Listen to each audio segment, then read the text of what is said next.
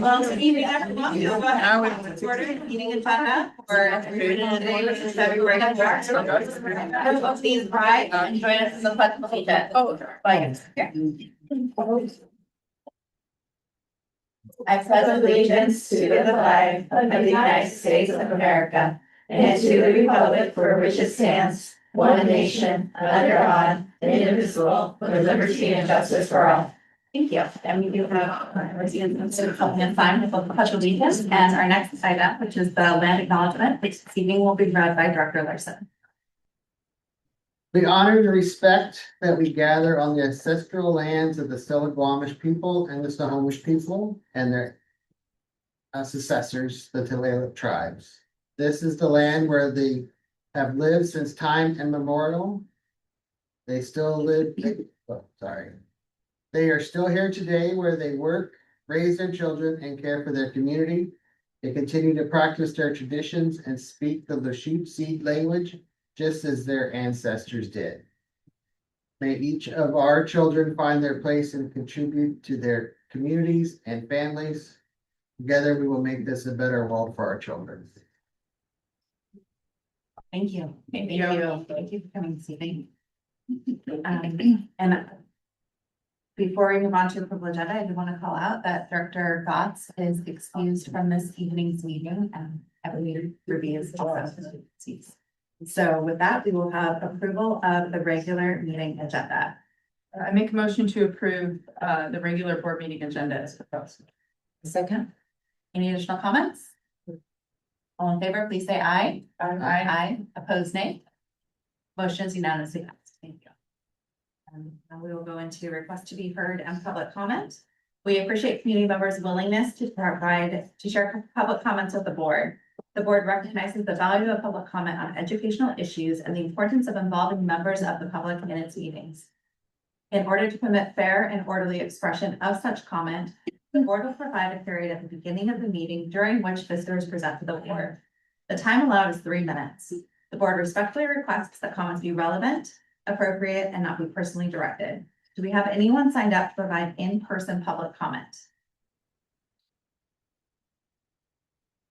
To limit disruption and aid in a timely public comment portion of the meeting, we require virtual attendees who wish to make a public comment to pre-register online prior to the board meeting. Complete the online form found on the school board page of the district website by 3 p.m. on the meeting date. Do we have anyone registered for online public comment? Great, thank you. And now we will move into our Lakewood High School student recognition with Principal Grisham. Ask my admin team to come up with me and Miss Peterson. Hi. So tonight we would like to recognize our multicultural club. Ms. Peterson wrote a statement. I'm going to read it, and just really super excited that you guys are here so we could recognize you and your hard work. So multicultural club formed this year, combining our Latino club and our Black Student Union Club. The students worked together to create this mission statement. Our purpose is to provide a safe space for cultural conversation, uplift diverse voices, and educate our school about the many identities within our community.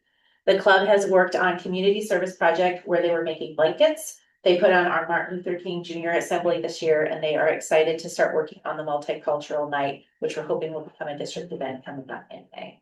So I just want to really thank you all for the work that you've been doing and creating a community of belonging in our building, which is amazing. So I'm going to call your name, and if you can come up, we're going to present you with a certificate. My apologies, I've been practicing all day, so if I say something incorrectly, please correct me, okay? Stephanie Gomez. Ava Steele. Nafi Wedraogo. Thank you. Okay. So kind. Ada Barragon Soriano. Cheryl Verma. Roxy Deacon Polito. Senia Contreras Garcia. Jocelyn Rodriguez. Brianna Ramirez. Gloria Williams.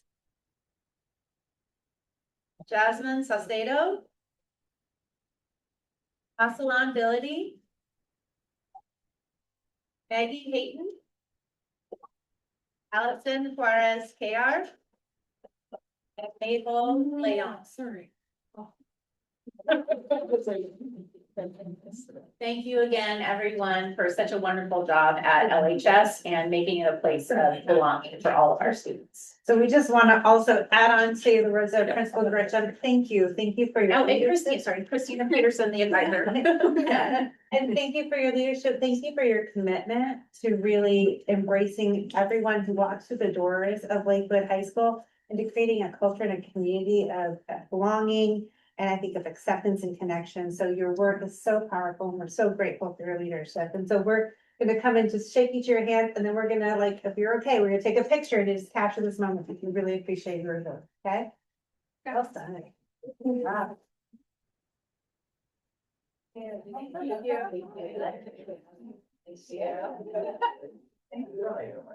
you.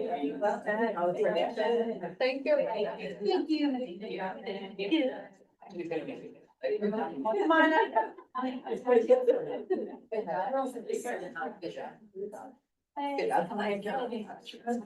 Shira, so if you're a little taller, you might be in the background, and if you're not as tall, maybe. Shira,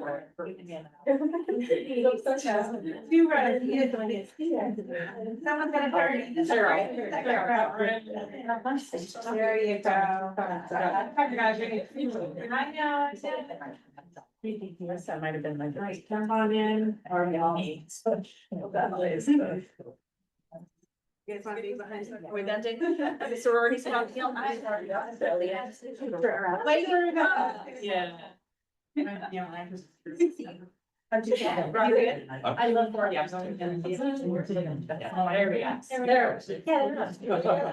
Coming in there. Yes. So glad we're jumpsuit. Excellent choices. Hey, Cougar. Cougar. Great.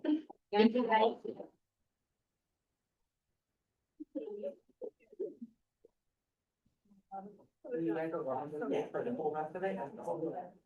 Hello, everybody. Yeah. Well, thank you, everyone. It's always great to be able to acknowledge great work that our students do, and it's really fantastic to see the work that the Fulcrum Club's been able to do the past few years. Thank you all. I just tossed it down some minutes. Thank you, Christina. All right. Next item on the agenda is consent agenda. The consent agenda is those items that are considered to be routine in nature. And at the request of any board, we could remove an item. Did want to call out that we do have one addition to staff status with the recommended appointment of Waylon Weicker to be approved as a volunteer coach at Lakewood High School for the 2025 athletic season. With that, this one is an action item. I make a motion to approve the consent agenda item as presented. With the addition. All second. Any additional comments? All in favor, please say aye. Aye. Aye. Opposed, nay. Any abstentions? Yes, I'm abstaining, so I'm included in the volunteer coach appointments. Great. Thank you. With that, the consent agenda is approved. Thank you. And now we will move into the administrative report, starting the student report with Malia.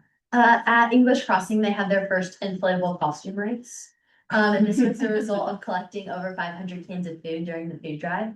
On the 22nd, they had their MLK assembly, and they're also starting a new club this month, and it's called the Kindness Club.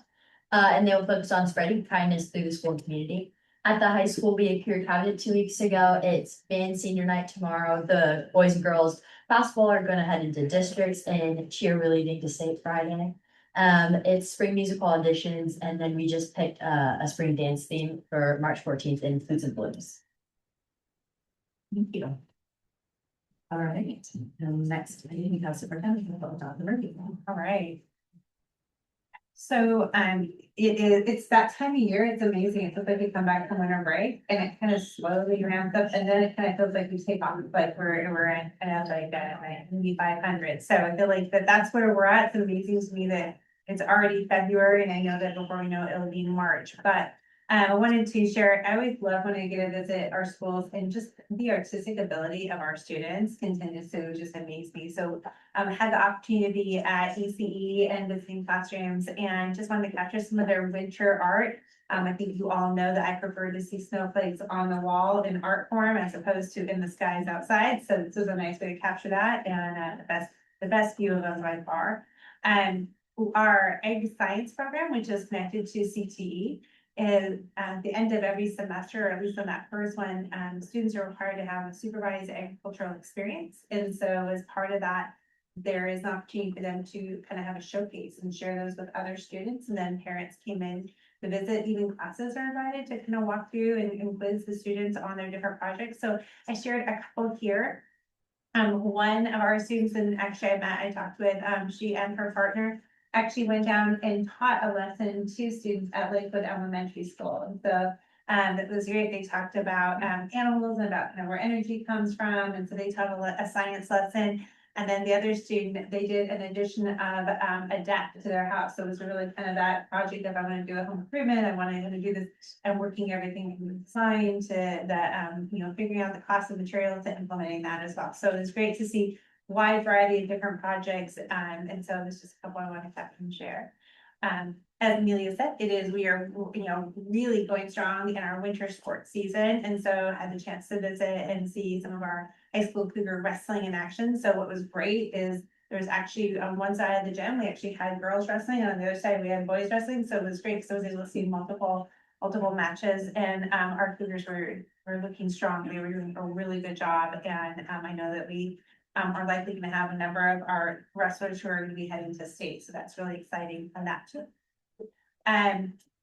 In addition, we have got a lot of kind of notoriety with some of our arts programs as well. So again, we have All State was just announced, and 2 of our high school students are qualified. Lucas Gibb made it to All State for concert band on the tuba, and Giselle Solis made it to All State in the treble choir as an alto. So that's exciting. I think we heard a little bit about that when Katie Ms. Trapp brought them to sing at the last meeting. We are grateful, as you know, that we work with the Arlington Rotary, and they do a wonderful program, and it's at least once, sometimes twice a year, they'll do an Outstanding Student Awards. And when they do that, it is an opportunity for us to select one middle schooler and one high schooler to recognize. And so it's a great event. When we go, it's only for the Darrington, Arlington, and Lakewood school districts. And so you have students, you have teachers, you have administrators, you have families, all being celebrated for the great work and the leadership that our students show. So I was grateful, Principal Grisham and then Principal Cote were there, recognizing their students. Unfortunately, our high school student, Caleb Greenland, was unable to attend, but our middle school student, Elise McLean, was there with her family. And so a great opportunity to celebrate both students as both principals read their recognition to the entire group. So always a great event. And then, as we already kind of talked about, Amelia did too, is we're going strong. Cougar Cabinet is such a powerful program. It is, I wish I could almost bottle the energy when we're there. It is positive, it is happy, it is productive. And it's so neat to see that positive communication, collaboration between students from the 4th grade all the way to the 12th grade. So while they spend the majority of their time working with their school group, focusing on their priorities, there's also a lot of cross-pollination, as we refer to it, or I do, where those ideas are shared. And it's amazing because we'll have elementary students who will suggest something in high school, like that's a really good idea. So it's been a lot of fun this year with having 5 facilitators. So grateful for their leadership. You guys did such a wonderful job. And each one of our facilitators has kind of adopted a school. So then when we kind of have different points in a meeting, they're able to become really knowledgeable about what that school is working on. And then when we put our podcast together, they're able to share the insights from that school. So if you hadn't had a chance to listen to the Cougar Cabinet podcast, I would encourage you to, because they do a great job of kind of encapsulating all that takes place. So as we look at February, lots of activities going on. So we definitely have a lot of sports. In addition to the ones that Amelia's already spoken to and I've talked about, we also have unified basketball going strong. So we have some more opportunities for that. We do have midwinter break coming up, so we have President's Day on the 16th, and then we have that Tuesday the 17th off. And then the 18th, we have board retreat and a board meeting, and then I put our middle school sports are occurring as well. And the first meeting of our district budget advisory committee, so that starts on the 24th, so excited for that. And the high school course and extracurricular affair. So February has a number of observances. We have National School Counseling Week that's happening this week. In addition, we have a National FCCLA Week, School Officer, Resource Officer Appreciation Day. We're grateful to have resource officers to be able to recognize and celebrate that. We have President's Day, and then we have National FFA Week. February is also Black History Month and Spirit-wide CTE Education Month. So that's our. Thank you. Now we will move into our new business, starting with Lakewood High School report by school division. Again. Have our admin team come up.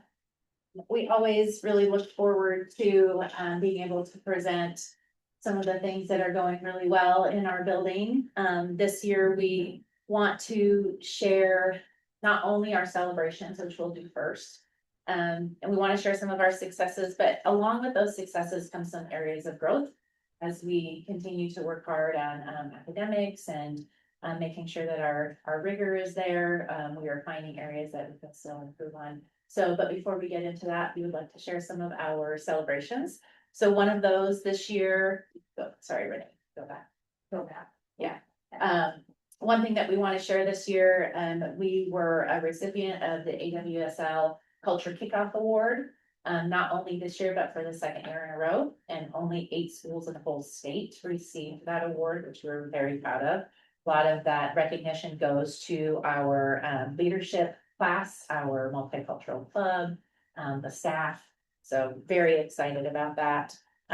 Also want to share that our belonging work that we have been continually working on is, as we've talked about before, is not a destination. We'll never arrive at a spot where 100% of our students feel like they belong, but it's definitely a journey.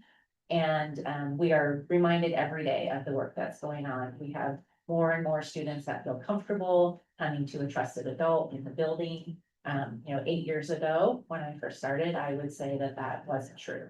And just 8 years later, the sheer number of kids who feel comfortable walking into either any of our offices, into the counseling office, a teacher's room, even posting on the Say Something tip line, they know that they're being heard. So those are a few things that I wanted to share about our successes and celebrations this year. I think just an example, our multicultural club, it was started out as our, BSU and our Latino club, and they combined. And at first, last year when they started, there was, 3 or 4 in each of the clubs, and they decided that they wanted to work together. And part of that, learning how to become a successful club, is they've actually had some experience in Mount Vernon. They spent time there with their club that they have there, and then coming up, they're gonna go in Mountain Terrace and learn about their multicultural club. So that's really exciting. Last year we had our multicultural night for the first time. And for those that were able to attend, there was lots of food from different regions of our world, and then dancing. It was just a real exciting time. So just to see our students unite and create this club has been super exciting for us. And then along with that belonging work, we've really been pleased with the number of activities all across the spectrum that we've been able to offer our students this year.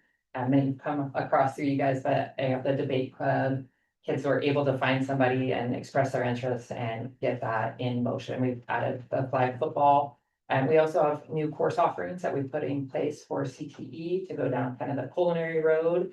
And we have our FFA program that, as you saw, is doing just amazing things and really focus on getting kids involved no matter what their interests are, so everybody has a place in our high school. We also are so thankful for our phone policy and how that has rolled out, and the improvements that we have seen in the engagement of students in the classroom. That is a huge success that we hear still very, very regularly about. And also the SRO, as Erin said, like this is that having that presence in our building on a regular basis, the way that having multiple, but each of them has really been a part of our school. They're a part of the different things, and care about what's going on and are always available to us, and that has been a huge plus for us this year. Awesome. So, as we move into kind of the meat of our presentation today, I want to start with, when we came back from our COVID closure, you remember, or some of us want to forget maybe a little bit about that. We really had to focus on behavior and teaching kids how to be students again and how to be face to face and how to resolve conflict and all of those things. And as much as we wanted to focus on academics, that wasn't happening all the time. There was more around behavior that we were working on. And so as we are coming out of that and finding our new normal, we are seeing students more engaged. We're seeing families more wanting to be part of school. And I think the electronic device use policy has helped a lot with engagement this year because we don't have students who are trying to avoid work by being on their phones. They have to be engaged. And so we're really focusing on academics. This connects to our plan really well. So the first thing I want to share, Renee, if you want to, is really thinking about our academic achievement. I'm going to share some data tonight with you all that might not look great, but this is where we are, and these are some of the successes that we want to talk about that also, like the previous slide showed, it goes hand in hand with areas of growth. So as we talk about some of the academic data that I'm going to share with you, I'll bring up things around our grade level team discussions, the grading conversations that we're having in the building. We are doing a lot of work around MTSS and trying to put some group interventions in place. So I'm going to kind of walk through the data with you. There's some slides that have some graphics on it, but I'll probably move through that fairly quickly and then get into the analysis. Ready? So the first thing, first set of data that I want to share with you is the data point that I have that's consistent over the last 3 years we pulled was Q1 grades. Because I had this presentation completed before our semester grades were submitted. So this was 2 weeks later, it would have been semester grades, but it's Q1 grades. And Q1 grades are always a little bit lower than our semester grades because we are based on semester. So that's how students earn credit here. So 3 school years ago, you can see that in 9th grade, it's really small. So I'm just going to kind of go through it quickly, but we are looking at the number of students with 1 or more Fs on that top graph, and then the number of Fs total by grade level.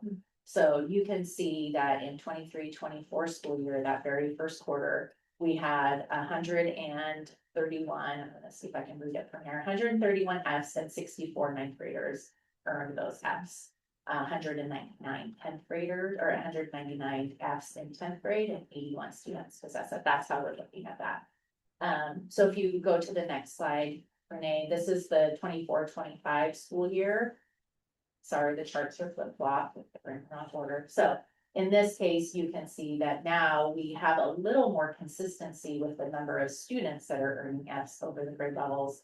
And that 12th grade is kind of always the lowest.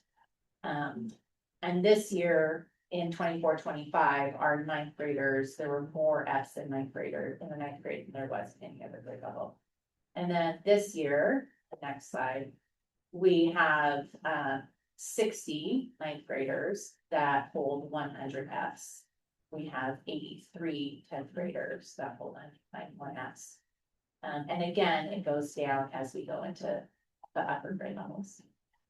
So as we think about those 3 slides on the next slide, really what we're seeing is that 9th grade consistently shows a higher academic risk.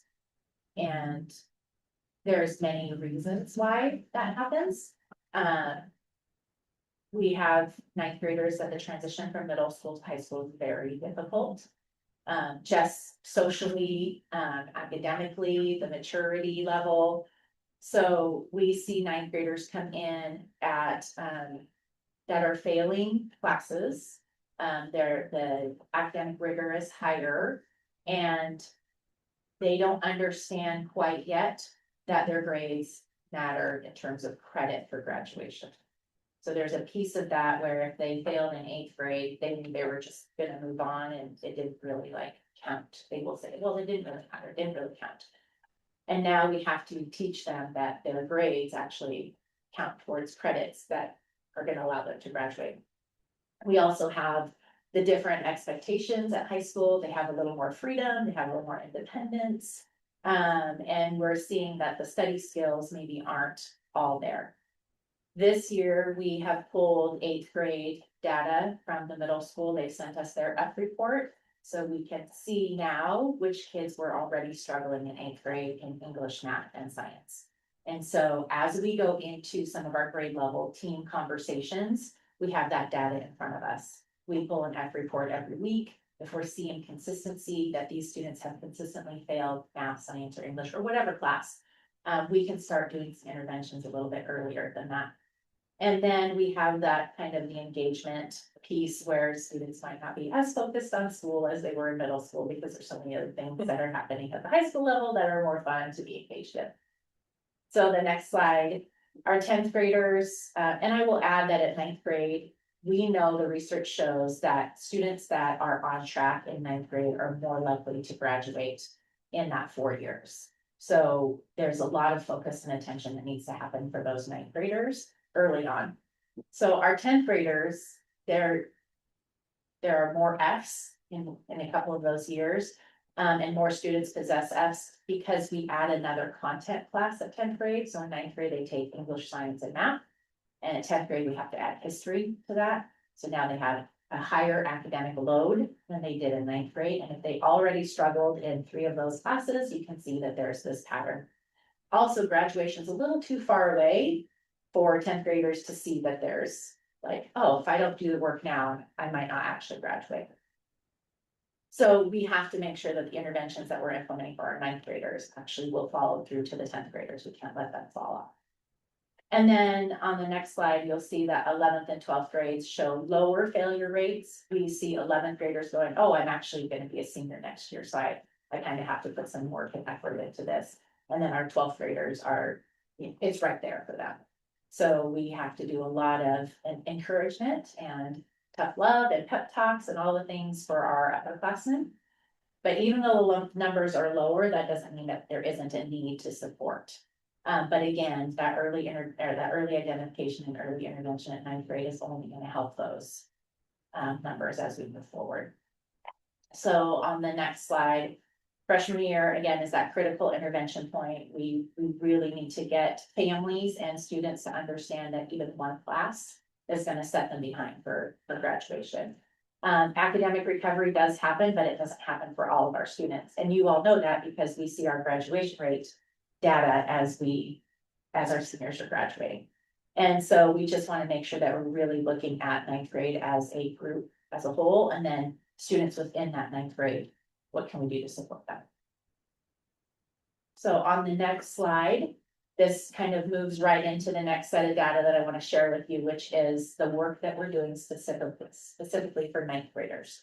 So we've had a focus on 9th graders for, well, ever since I've been here, that's been a goal. We have a student success coordinator position that is strictly for working with 9th graders, and then 10th graders as they see are maybe struggling as well.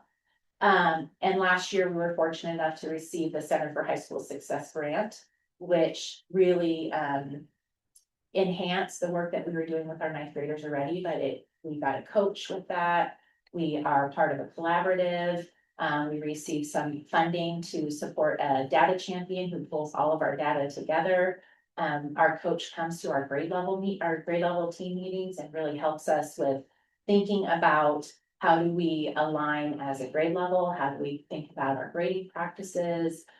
We just had a recent conversation around credit recovery as opposed to like credit recovery within the grade instead of waiting until later. So we're working on things around like students receiving incompletes instead of an F so that they have additional time to work on their work and finish that course.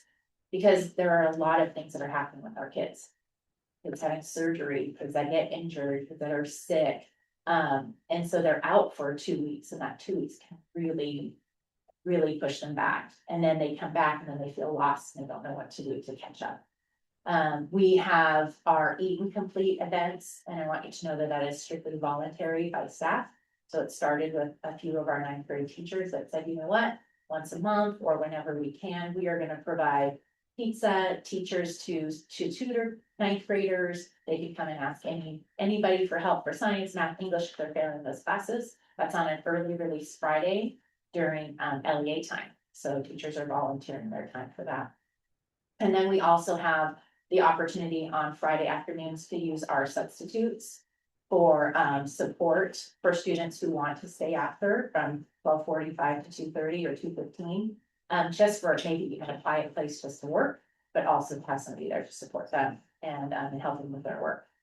One of the ideas that we have been tossing around is at some point, it would be really great to tell families and kids, like, you're failing 2 or 3 classes, we're gonna have you come to this early release Friday support. But we don't have designated or dedicated transportation to bring them home. The elementary school works really well with us, but they only have room for so many kids. So that's something that we think about. So I want to share some data on the ninth grade on track information. So what you have in front of you is from January 15th. I actually have updated information for you, which I'm excited to share based on our final semester grades. So you can see our ninth grade enrollment, the total number of Fs and how many students had those Fs. As on January 15th, our goal is 80% at the end of the year. If we continue, as we continue the work, I'm interested to see this cohort and what their graduation rate is when they're seniors. And see like how that connects with the work that we've been doing with ninth graders. At the end of the semester, we had 100 Fs instead of 128. We had 53 students that possess those Fs instead of 69, and our on-track rate is down 75% at the end of the first semester. So again, that real push at the end to help those kids finish strong was important. And then if you flip to the next slide, again, very small. But I'm just gonna talk about a few data points here. You can see that the 36 students that had 1 F, and then it's separated out by subgroup. But at the end of the semester, we only had 25 students that had 1 F. Our number of students who had 2 Fs is 17 there. We had 18 at the end of the semester, and hopefully you will see that as we move students out of the 1s, we're moving students out of the 2s and out of the 3s. So it makes sense that some of those numbers would go up. From 7 students who had 3 Fs, we went down to 2. 7 students who had 4 Fs, we went down, 8, we went down to 7, and we stayed at 1, and 0 students failed all 6 of their classes. That hasn't always been the case. So on the next slide, we just broke it out by department. So you can see where some of the struggles are in content with our ninth graders. So we went from 33 students that were failing math down to 21 at the end of the semester. We had from 7 students failing English down to 4, from 47 down to 40. No ninth grader failed health at the end of the semester, which is a celebration. And then we went from 33 that failed their elective to 35. So part of this, if you want to turn to the next slide, part of this work is, again, we have some celebrations, right? And some successes that you can see where the areas of growth are. A lot of work to do when it comes to our students with their academic performance. We want to continue the grading conversations in our ninth grade team. We talk a lot about, late work policy. Can we be aligned? Can all students retake their tests? Can students turn in their work without being penalized? What does it look like when they're gone for 2 weeks? How do we wrap around those kids? So those are the conversations that are happening in our ninth grade level team, which is super powerful when you have teachers talking to each other about their practice and making it public. And we have the data in front of the teachers when we're talking about it. So I'll share that. So I'm gonna talk about attendance, and first of all, I just want to thank Mr. Haynes for his leadership in this area, because he's been really helping the deans have a really good plan, working with attendance and accountability, which has been great. Us as a team, we've been able to have over 233 family meetings so far this first semester scheduled. Now, about 20% will show up, but what's really awesome about that is that when we have time to meet with those families, I have my laptop up, and we talk about, you know, the days that they're missing and what's going on in their life. But we're also able to look at their grades. I'm able to talk to them about our Friday's, early release support. And so those parents, moms and dads are saying, you are gonna go to that. And I'm able to go get them and they're able to go and able to communicate with the family and, you know, and students will be maybe struggle with math. And so I'm able to find a substitute teacher that, you know, specializes in math and do that one-on-one. So what's happened now is all our substitute teachers, unless a staff member needs support in their classroom, they will meet in the library, greet the students as they come in here. And so we're seeing a lot of success with that. And it's helping me get to know those students, you know, and us as a team get to know those students more because we're talking about what's going on in their life. So we schedule, every student that has 3 unexcused absences, we schedule a meeting for them with their parents, so everyone. So, which I just think it's great, and Kayla does that work, so she sent out an email to the family, and shows exactly what days are unexcused, and so it's a really well-written email, and then we do a CV communication board meeting when we have 7 unexcused absences, and so Mark Howard's helped me be a part of that, and so we were able to, you know, find out what are those barriers that's preventing them from going to school, and then this is another celebration because students are talking about this, and so far we have 18 active BECA petitions filed. So which is that the word on the street is oh wow, that you know, we're actually they're actually have a court date. And so what does that mean, you know, and stuff. So like it's been really, really good. So I think that we're gonna see a lot of improvement with attendance because you know we have such a good process in place. And then also when students do miss that 7-day CEV appointment, what I do is I bring them in individually, whether it's the next day or the next week, and then we do that attendance contract. And so it's also what's funny is that, you know, I've had a few back petitions ready to file. And so I have an area where I pull them out and I show the students that your name is on this. So, you know, after you sign this contract, if you fulfill this contract, this can go away. We don't have to file this, you know, but if I see that you're not attending, you know, then I am gonna have to file it because it's mandated by the state of Washington. So I feel like so far it's been pretty successful. So I'm looking forward to see what's gonna happen the rest of the month. And I would add that attendance is difficult, as you all know, because when they're not here, we can't talk to them, we can't teach them, we can't connect with them, we can't get them connected to some type of activity at school. And, you know, Jeff's right, 20% of the parents show up for these meetings and there's a connection there. The kids aren't coming to school, right? And the parents can't make it to school for a meeting. That's difficult. I would say that there's an enormous amount of time that is spent on Kayla's and Jeff's and getting the letters run, scheduling the meetings. He also has to offer a warrants assessment, which is a at-risk assessment to find out why kids aren't coming to school. Then he has the meetings with the parents, and then there's a BECA petition that gets put together and filed. It's a lot of work. The community engagement board, we attempted to do one district-wide. That was very difficult. So now we're doing those individually as well. So there are pieces again that we can, areas of growth that we can improve on in this.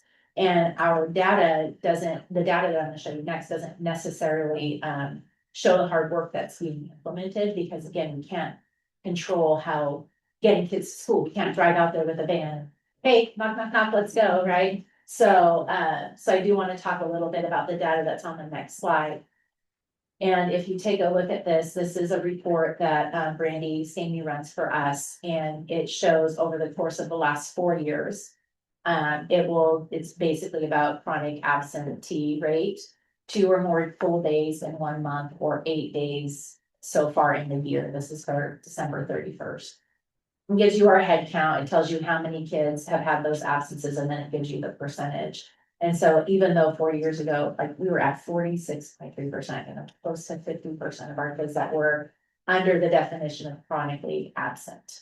And so we have kind of steadily been at that like 39.5% now. And I will say this year, I feel like we have more kids coming to school, but we also have so many kids that are out sick, like this strain of the flu or whatever it is that has wiped through our district. I mean, we have kids that are sick and sick for days. And not every parent remembers to excuse their student either, so that's a kind of a piece of that that's difficult. And I will say that the work around the back petition has been helpful because parents are actually coming in now and saying, okay. There's some teeth behind this, like you guys have been saying they need to come to school, but now we actually see in paper, like on paper, that we have to come to school. So again, a lot of celebrations around the work we're doing, and successes that we're having, and there is a growth that we.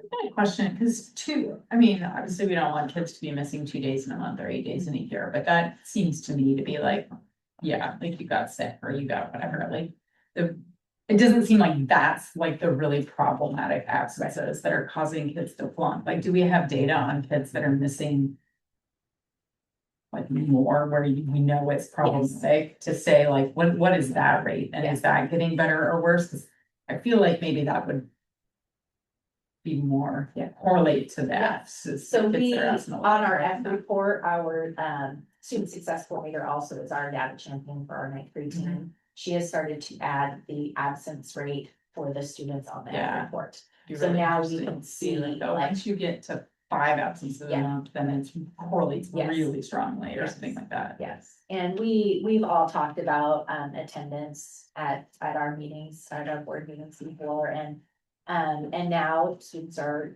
absent 20 days consecutively, we do withdraw, and that prompts the parents to have to do a reentry meeting, and then it's like, okay, so what's gonna be different this time? Sometimes there's like, I wanna go to court, like, we got a back petition file us, it's kind of school, right? Or it's an attendance contract, or, I'm ready, or I, was recovering from this, and then I just never came back. There's all kinds of reasons, and so, we do have, and our teachers are frustrated with kids that don't come to school. Like, a lot of these kids aren't coming to school, we can't do anything, and so we say, let's talk about the kids that are in front of you that are at school every day that are failing. Like, that's where the interventions are, and we're working on the attendance and trying to get this kids back. The other question, like for the kids that have excused absences, but have a high level of absences, obviously they're still not getting the instruction, so they're still struggling.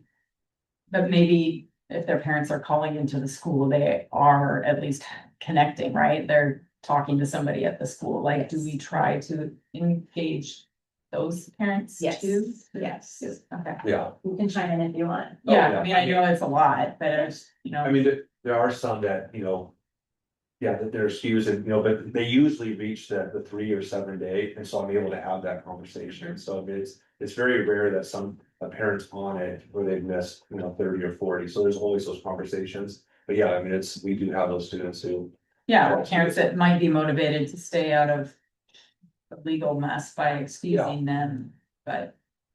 Yeah, and this is not super helpful, but if parents call their kids in and say, hey, they're sick for 5 days, or they're gonna be home because of X, Y, and Z reason.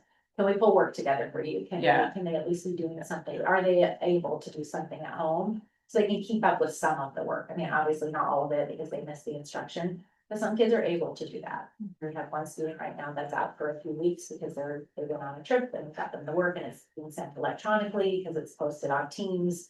So I mean, that's not ideal, and we're not set up for that, but if we have an extenuating circumstance, we're able to do that for kids. So again, the kids who aren't here are come in and we will help you, we will, put whatever structure in place that we can to help you be successful. And you have to come to school. And you have a good story. I mean, during one of our attendance meetings, a family was gonna go to Mexico because they had a family death, so they're gonna be gone until, about 3 or 4 weeks. And so after that attendance meeting, we were able to gather work for them while they were in Mexico to complete. So that was one story. That was one celebration from the 3-day.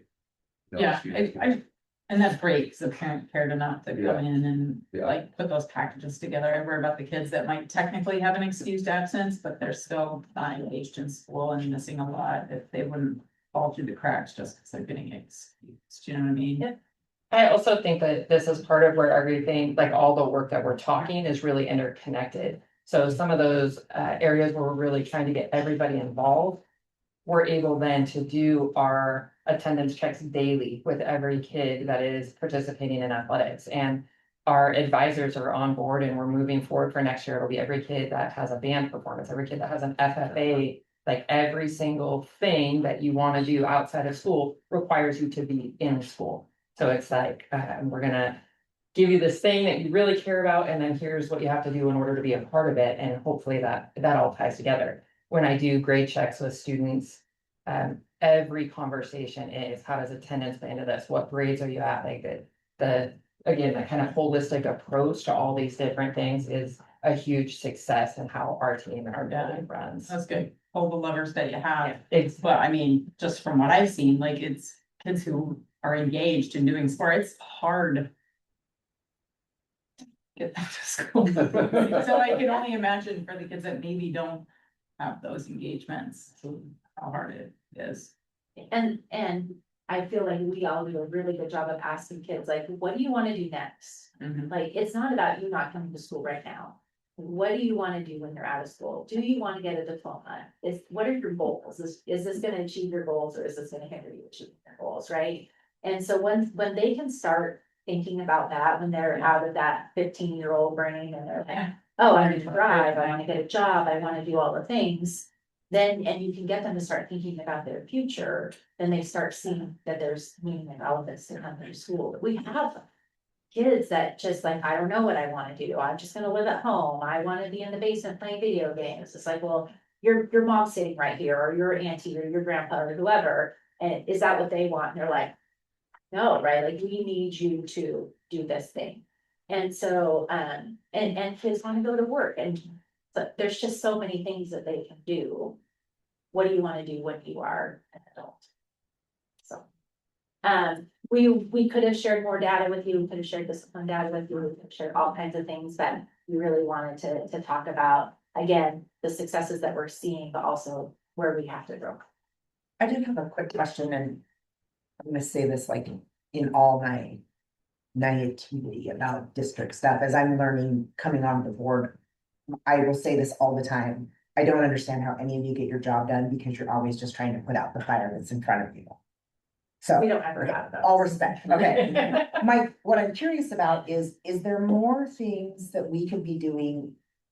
The whole of the state, not we Lakewood, but at the 8th grade, middle school level, to better bridge the gap for our students going to the 9th grade? And is that something, I'm sure we're looking at it, I'm just curious what those things are, because I feel like maybe we have to start, and you did say you're starting sooner and pulling grades, but Yeah. is that kind of a big focus? Yeah, I would say that with the work that we're doing with the Center for High School Success, there are things that Amanda, Principal Cote, and I will start talking about, because this isn't a high school issue, this is a 9th grade issue, right? This is a K-8.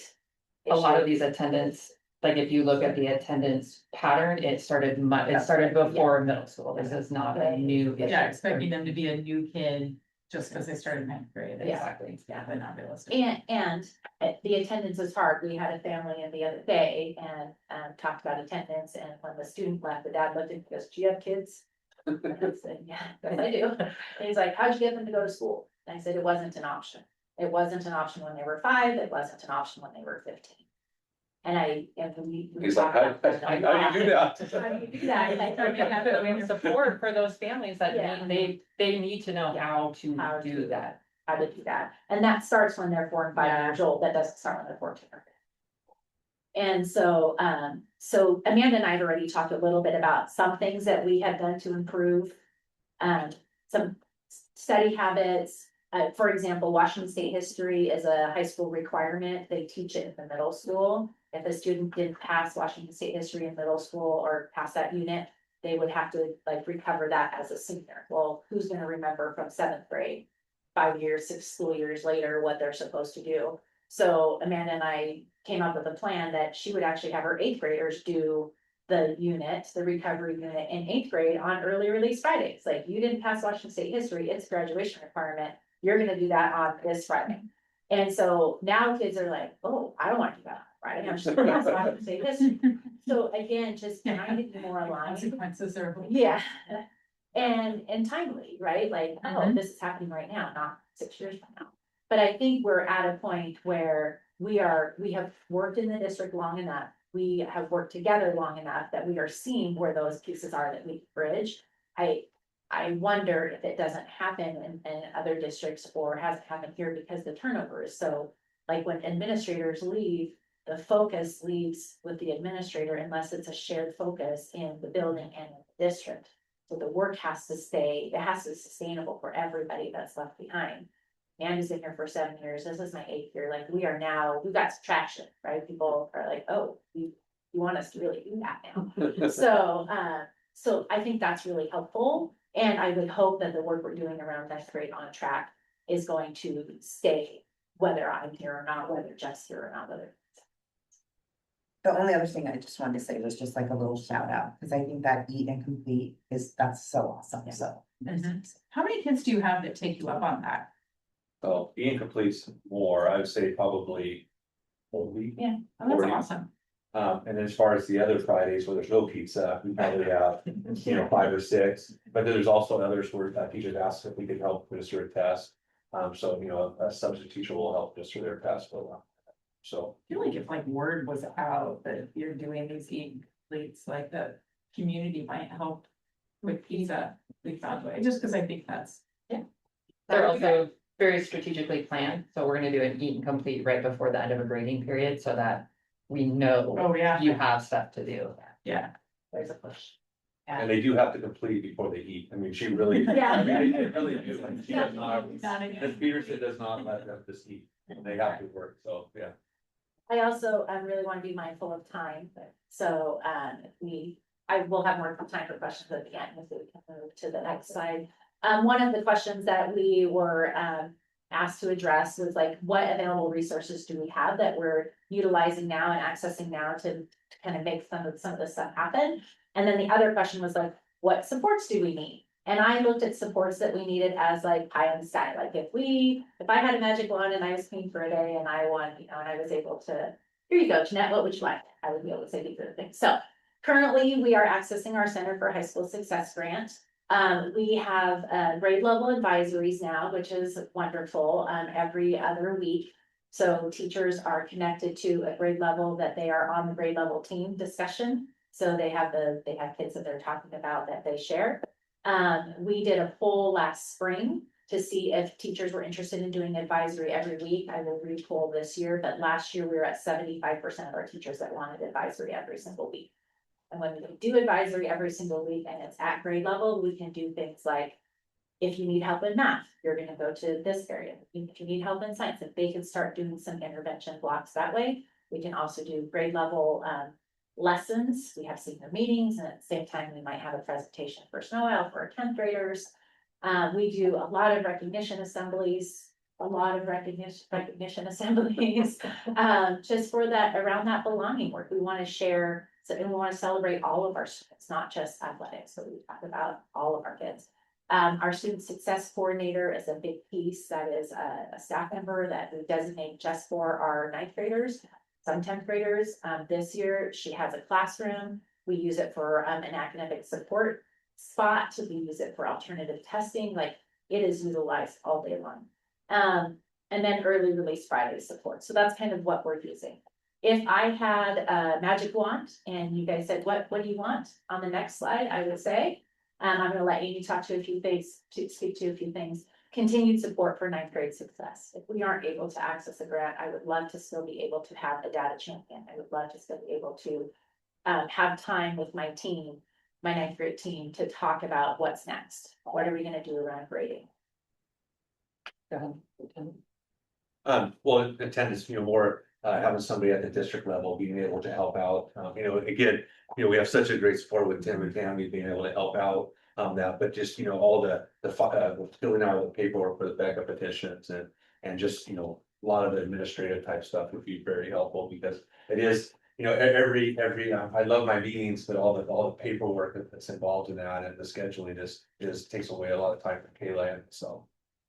The bilingual advocate, so we are at 26% now Hispanic students at Lakewood High School. And so our need to have somebody on a regular basis who speaks Spanish in particular is daily. Obviously, as the one who gets called in for many of those things, I see it very, very clearly. I guess if I'm the opposite, the one who needs it, and it's like, oh, I don't have anybody available, but.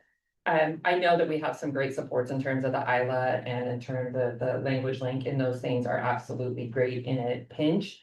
But if we're talking about welcoming people into our building and building a relationship with those people that are looking for support, to be able to have a face-to-face conversation with them or with somebody who understands what they are saying, that goes just so much further than, hold on, let me figure out how to use the phone, or let me get this machine out. And so the use for a bilingual advocate would be immense. Can I add one thing to that? Yeah. At Mount Vernon, they have a bilingual advocate where the person has a classroom and that person is able, the students come in, they'll eat lunch there, they build that connection. The person's responsible for the Lucha Club that they have there at Mount Vernon. It's a huge club where they do a lot of volunteer work, they do fundraising, they do a lot of just a lot of field trip type stuff, and going to the University of Washington College and things like that. So that it's that relationship piece with our students. And I would add to that, I mean, Amy does a wonderful job when she's available to translate and very comfortable when there's a person there. But she's also asked to be in IEP meetings or where there's legalese, and that translation is different. And so again, just I understand because we had a match one. And I think around creative solutions, I would love to hear if you have ideas around creative solutions around some of our areas of growth. Central office attendance support, we have great central office attendance support in TAN, but the sheer amount of time that Kayla and Jeff spend on attendance, not just the paperwork, but setting up the meetings, having the meetings. I mean, his calendar is full every single day and it's blocked out. Not everybody shows up.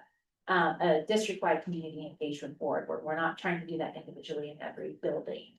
So just thinking about those bigger things and obviously down the road. And I would add in-school suspension staffing. When we have students that are out for a suspension, they aren't doing work out, right? They're not accessing their education. We can send work home with them. They're probably not gonna do it. We want them here. And if they're out of school, we don't know what they're doing either. Like they might not be making the best choices.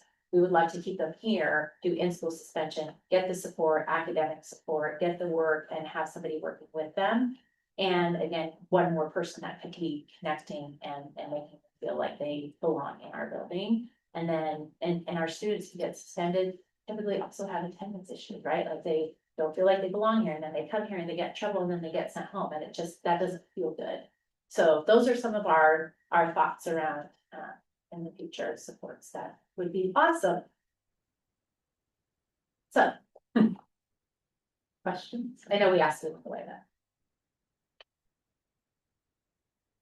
My questions, you went along and answered when my questions would be around those areas in which we're seeing those failing grades come forward. Are there specific classes, like is every 8th, 9th grader supposed to take the same science, or are there options for science? So it is the same. There are options, so, Okay. so we'll just use example, or science for an example. Science 9 or Intro to Ag Science, which is the CTE side of it, right? Science 10 or Animal Biology, and then in Science 11, in 11th grade, that's where the electives open up. So we have Science 11, we have Physics, Chemistry, Forensics, Advanced Animal Biology, Oceanography, Marine Biology. So it just really opens up it, and it's kind of the same with math, right? Algebra, geometry, and then you have all these other options, and then English 9 and 10, and then you have more options. So there's that those foundational classes they have to take, and then they can kind of fill in whatever. Between those options for the science, I saw science was just one of the higher ones. Yep, We yep. saw that. Do we know how many are comparatively between those two Yes. programs and options? And Yes, we do. Those are the Okay. conversations we have in our grade level team. Again, all of the data is public now when we have those conversations, and it's really difficult for people to not see what's in front of them, right? And they're hard conversations to have when you can see that a teacher is maybe has a higher failure rate in the class than another one.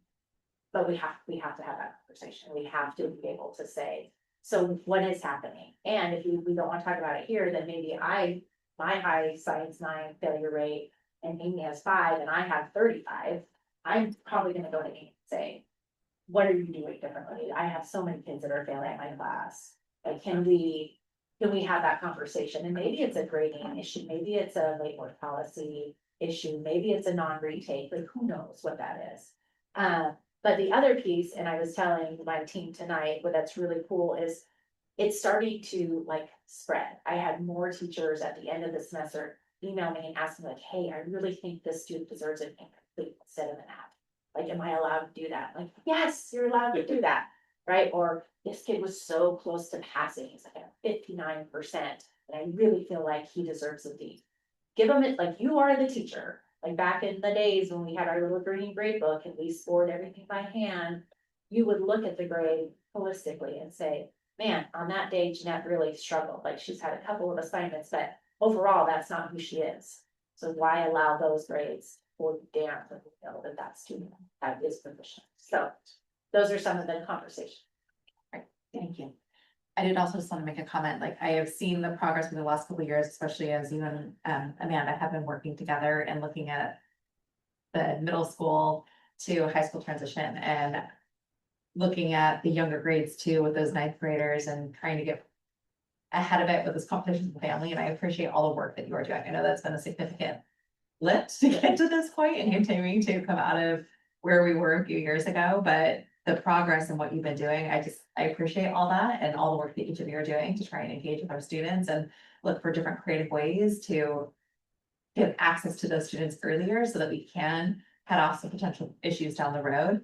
I'm also hoping that with what's happening now at the middle school level with that world history example, that parents start to realize it's like, oh yeah, these middle school grades actually do count. They do make it towards graduation. Because no matter what they want to do, a high school diploma is usually a prerequisite for any type of career path that, also any career path you want to go into, going straight into the workforce or wherever you may be. That is something, high school diploma, GED, something that they're going to be looking for. And so it is important for us to hit, so. You even highlighted the point of like all the way down where they're developing the habits in elementary school, when parents do have a little more authority. You know, I know they've been doing a lot of creative things at the elementary school to try and increase their attendance, but it's not necessarily about being there today to learn reading today. It's about creating those habits where the school is compulsory and it's the job that you have and it's what you go do. And Yeah.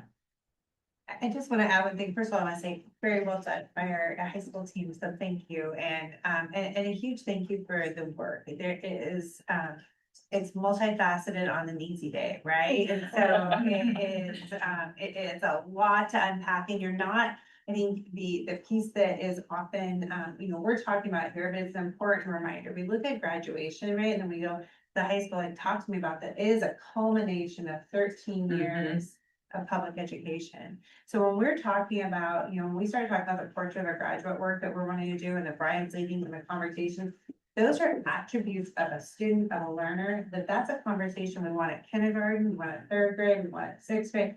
It is not about, now they're magically at high school. Let's get them ready to graduate. Yeah. It is a culmination and kids should be reflecting on where am I at in this trajectory as I matriculate through, right? It is an ongoing conversation. So I think it is important to, we embrace every child who shows up at Lakewood High School. We support them, we help them get there. But I think it is really talking about the articulation and systemic support and how those things connect. And I think the partnership you have with Amanda, and honestly, the partnership, I know that Brian, you're leading with teaching and learning and the conversations, MTSS across the district, content areas, I mean, everything is about that cohesive program that we're writing for all students. And so I know that often our high school team finds themselves in conversations on data that is, how do we move forward? And then also how do we support and talk, I think, upstream in terms of how do we get all of our kids ready to be as successful. Yeah. Any other questions? Thank you. Appreciate the information. Too bad. And then on the agenda is the 2026-27 enrollment forecast. Could I go next? James just stepped out. Okay, yep, we will, Thanks. we're gonna go to the unified one. All right. Thank you. Teacher lounge. Is it my turn after James? Yes. So we will come back to that item for new business and we'll move to item C, which is the 26-27 new course proposals, LMS and LHS. Hi, I have two proposals for you for, next year. First one is Culinary One, which is a career technical education course. And this would replace what we have been calling independent living.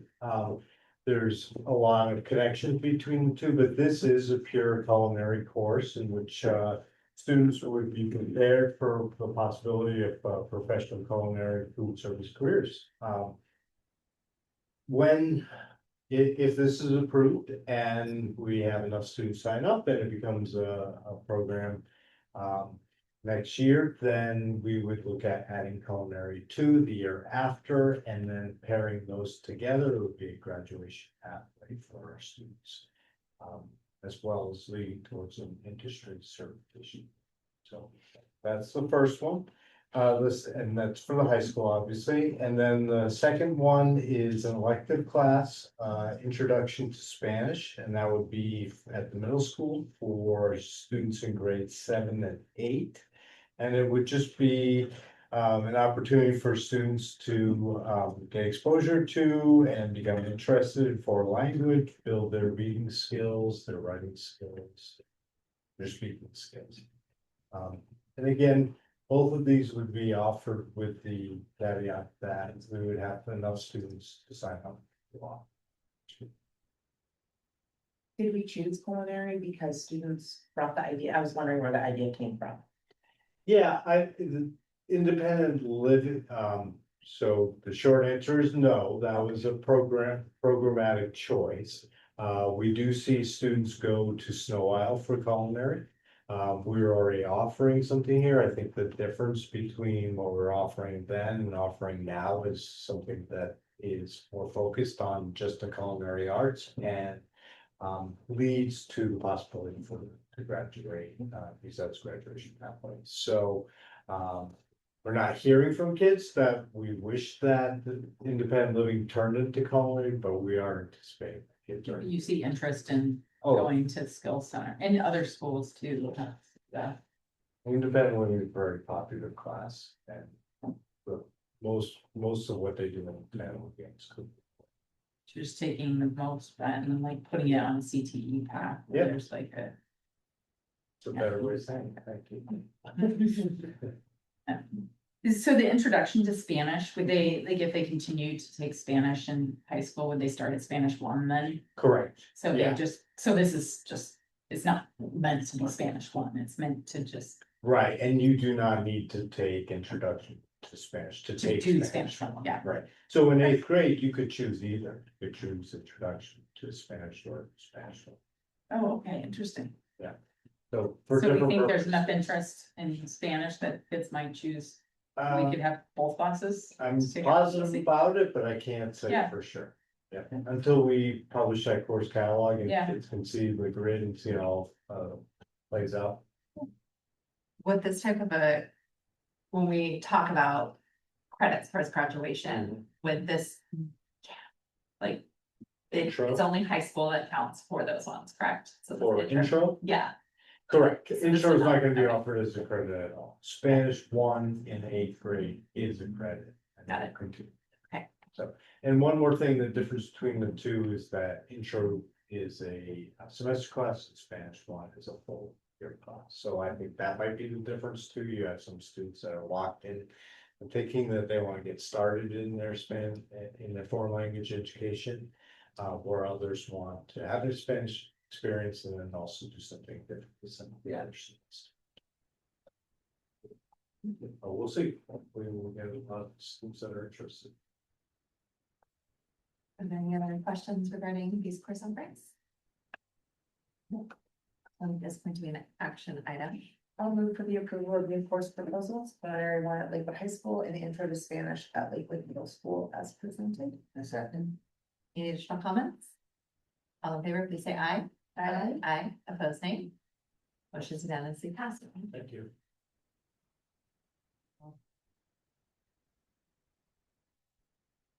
Move back to our other presentation item, which is the enrollment tenure trend. Hello there, thanks for having me, guys. Tonight I'm just presenting the number that we will be using for the 26-27 school year for enrollment numbers, project revenue. Crazy to think we're already talking about 26-27, right? As the document's coming up on the screen, I will try and remember it by the best of my memory. I believe there's a green, a yellow, and a blue. What was the code? Hey, yes, the green is actually our data. The yellow is based on the numbers that are in the green. And then the blue is what the projected numbers are associated with it. I can't read that, so if you test my memory, if I'm wrong, feel free to call me out. You'll notice at the very top right, you'll see there's like kinder, first grade, first, second, third.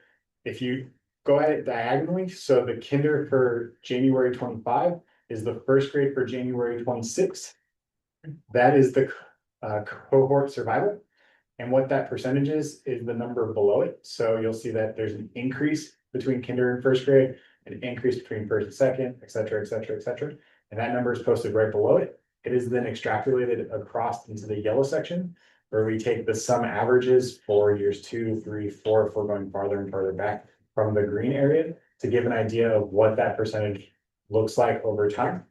And then taking that number, we're then taking what the cohort is from the year before and applying it to that number to then get the numbers in the blue area, except for the very first blue column, which is flat. Flat is just straight across. You'll notice that January of 26 for kindergartners is 183. And then, sorry, again, I can't read it, so I'm just making this up. I'm not making it up. Okay, and then the flat is 183, and you take those numbers and you go down and it'll tie it out. Then after we kind of did all the number crunching, you'll notice at the very bottom of the screen, there's numbers that are the totals, the sum totals. And so I just want to point out that if you look at the January 26 numbers like 2610, and then the flat year one, the bottom is 2626. Well, James, you said it's flat, it's just an average down. The difference is that you'll notice the graduating seniors are less than what we expect for the starting kindergartners. And that's that difference of about 15, 16 students in that flat model. Then we, again, use the cohort survival numbers to do year 1, year 2, year 2, year 3, a low average to be very conservative, 5, 6, 7, 8, 10, just to kind of look outward. And this year, what we found very interesting is that across the board, pretty much, other than that low average, we're within 20, 30 students, no matter if we choose 1 year difference versus 10-year difference. It's pretty close. So then we said, okay, that's our data. That's what we're seeing. Let's look at that demographer that we paid quite a bit of money for to come in and give that great presentation to you guys back in the fall. And so we said, okay, well, that presentation was based on October data. We do ours based on January data. Theirs is based on headcount. Ours is based on FTE. So we did some number crunching to kind of get like kind numbers. And essentially we were off about 2 or 3 from what they were projecting. Just looking at the numbers that are in the year 1, 2, 3 average. So again, fit the same trend that we have on that screen, but just in our own numbers. And then based on that, I believe their number was 2635. And we see in that year 1, which is only just 1 year past, 2632, and which is an increase of students. And that is the number that we plan to go with this next budgeting cycle for the 26-27 school year, which is an increase of students of about 22. Big. So is what I'm hearing is we don't need to spend money on a demographer or Not exactly. okay. But I think it's helpful for that triangulation and, again, what we're, James did a fabulous job explaining, this is historical data, and what's great is, yes, the demographer has historical data, they also have birth rate and billing from it, and ratio of children per type of housing unit, and so our ability to kind of check and balance is, okay, based on what we know, but what we don't have in our trends are those 2 pieces, and so what's the gap between those? And so what we're pleased to see is like, okay, remember he had like a high, medium, low. We use his low, because that was his suggestion for staffing. And so his low compared to what we thought, we could find a graph of 3 in that year. So that's where we thought, okay, that's the closest alignment for us. And so it felt like the right range to go with. Any questions regarding this? Okay, thank you. No, it's informational. So now we will move into our policy review. First item up is the second reading of revised board policy 5010 and procedure 10P discrimination free work. Hello, everyone, and correct, this is the second reading of revised board policy 5010 and 5010P. A reminder that this was previously the non-discrimination and affirmative action policy, and with the proposed change, it will be the discrimination-free workplace. Short version is basically we memorialize the language that we can find in statute as opposed to changing policy when we have language that changes in regards to discriminatory practices. Are there any additional questions? So is it an action item, CB? I make a motion to approve the revised board policy 5010 and its procedure, discrimination-free workplace. Second? Any additional comments? All in favor, please say aye. Aye. Opposed, nay. Motion's unanimously passed. Thank you. Next item is revised board policy 5011, sexual harassment of district staff prohibited, second reading. Thank you. This also is second reading, thank you. And this update includes revisions that update and align or calibrate the non-discrimination statement so that it is universal within our policies and align with statute. Any questions from screening? So it's an action item this evening. I make a motion to approve revised board policy 5011 sexual harassment of district staff prohibited. I'll second. Any additional comments? All in favor, please say aye. Aye. Opposed, nay. Motion's unanimously passed. Thank you. Thank you. And now we have revised board policy. 11. One's oath of office, second reading. I know, I'm never sure, I'm just like, there's a lot of ones. Good evening, so we have second reading of updated draft of the current board policy, oath of office, policy 1111. Again, key changes this policy since it was last updated just in August, including the ability to administer the oath virtually, filing of the oath with the county auditor, and clarification of the official start of a director's term based on the method by which they come forward. During the first reading of the policy on January 21st, no edits or changes were suggested, so I do recommend approval of updated board policy 1111. Any additional questions? This is also an action item. I motion for the approval of revised board policy 1111, oath of office as presented. Second. Any additional comments? All in favor, please say aye. Aye. Opposed, nay. Which is unanimously passed. Thank you. All right, and now we will go into public board discussion with board reports or committee or individual reports. I will start today. Dr. Taylor. It's been a while since I've been in a meeting, so I'm trying to think of what has happened. I had my community connection meeting, my daytime one with district staff at 8, right? 8 guests, I think. Yeah. Yes. I'm winning. I think yes. I just want to say that one more time.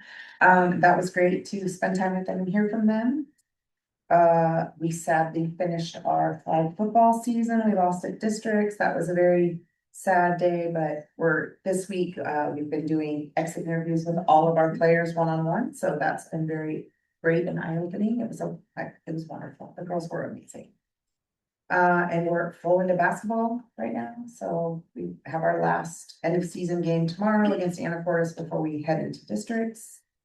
And I attended my first facilities meeting also. So lots of things going on. All right, thank you. Yeah. That's back to me. Dr. Larson.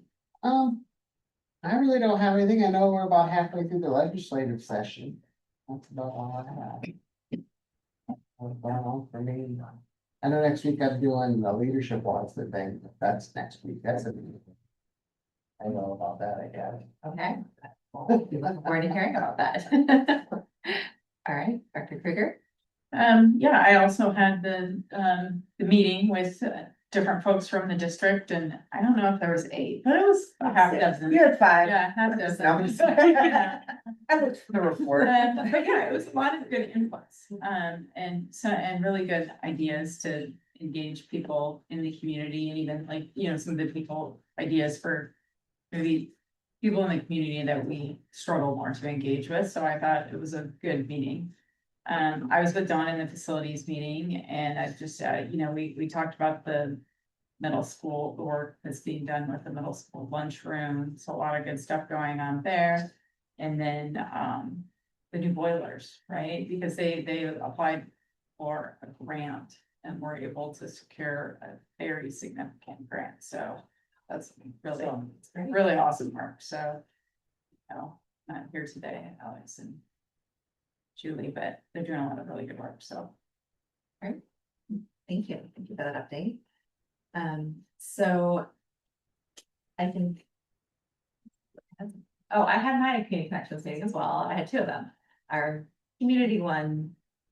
We did not have attendees, but that's all I right. had one attendee, so then do I win on the community one? No, we had. We had one attendee that was planning to come, and another that wanted, but apparently it just I met didn't with them work today, out. so, Okay, that's yeah. good. And then I did also have one with staff. I think I'm the one that may have had 5 Mm-hmm. staff at mine, but it was good conversation. And so it was great to be able to connect with some of the staff. We had some high school staff, the district admin staff that were able to make it to that one. And to hear some of their different thoughts on ways that we can engage and also different ways in which we may be able to leverage some of our student voice and the way that we come together with different marketing initiatives or get some of their ideas as well. From a high school perspective. And then I did want to just call out, I know it was mentioned in William's report earlier about some of the things that EC is doing with like the Kindness Club. And I just noticed they've done a few different, like last year they did a choir club. Choir club's back again this year too, where they've got the Kindness Club that they're doing, which the students meet after school. And then they also have, like last month, it was actually a PTA sponsored event, but they had some martial arts that were going on after school. So it was just fun, different ways in which they were able to engage with some of the different students. And it's just great to see. I know they've got their Valentine's art night coming up and it actually sold out before they could close because it is little things that I think they've partnered or someone local that they've partnered with to come in and do the art, and they had to close registration early. So, which I've just seen the amount of engagement from the parents and families seems to continue to increase, and it's got some really good momentum. So that's fun to see, and getting community members actually into our schools along with their students. So yeah, that was my report. With that, we do have an executive session for this evening, which we will move into. Say no more than 45 minutes. Okay, But like, we have to stay. we have to save an exact time, so So let's say 30 minutes. So we will go into executive session now for 30 minutes. The time is 7:23, so we will come back at 7:53 and extend it at that point. We'll move out of regular meeting. All right, thank you. Thank you. Good night. Okay, so we are back from executive session and we're going to extend the executive session for another, we're gonna go 25 minutes. So that is going to end at 8:17. Is that correct? 8:23. 8:23? Okay, 8:24 now. So we're gonna extend for 25 minutes. That's 30 minutes. Oh, 8:25. so 8:19. 8:19. 8:19. Okay. It's getting late. There you go. 8:19. Okay, thank you. Okay, we're back from executive session at 8:19 and we are going to extend again for another 15 minutes. So we'll come back at 8:35. 16 minutes, yes. Well, we are back into our regular session. And we are now going to adjourn our meeting. Our next regular meeting will be February 18th, 2026 at 6 p.m. Our other meetings, we have a special board retreat that same evening, the 18th of February at 4 p.m. And with that, we are adjourned.